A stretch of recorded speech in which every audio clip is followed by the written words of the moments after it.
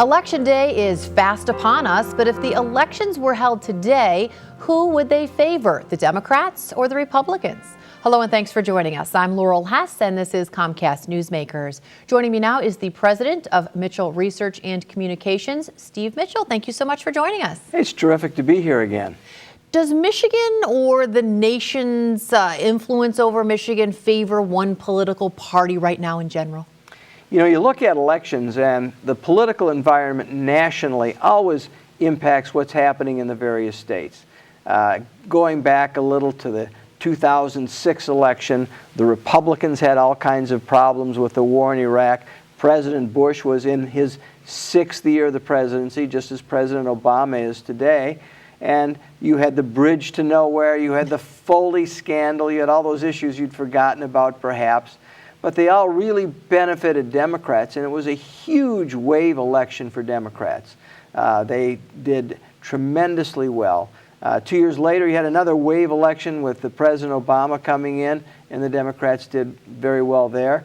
Then in 2010, because of the debate over the Health Care Act, which became known as Obamacare, you had this huge wave again, this time towards the Republicans. And the Republicans 4 years ago gained more seats than anyone had gained in 76 years, going back to 1938.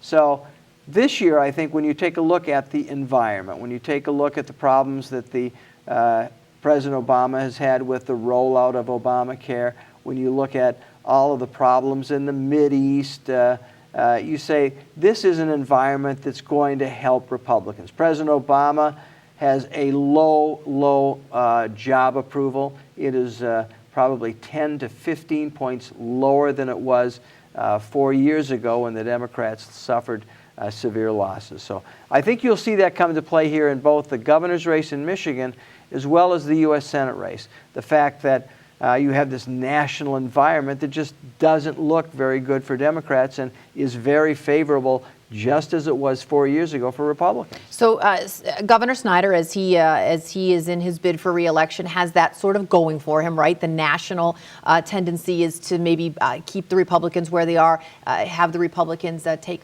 office. Also, historically, if he were to lose his bid for re-election, that would be a bit of that really hasn't happened in a very long time. Well, it's interesting. I majored in both political science and history has a great deal to do with trying to understand what's happening today. And when you look at Michigan, Michigan has a real history of re-electing its governors going back to 1948, 1946, under the old Michigan Constitution. G. Menon Williams, called Soapy Williams because his family had a big company that dealt with that. Soapy gets elected in 46, re-elected in 48.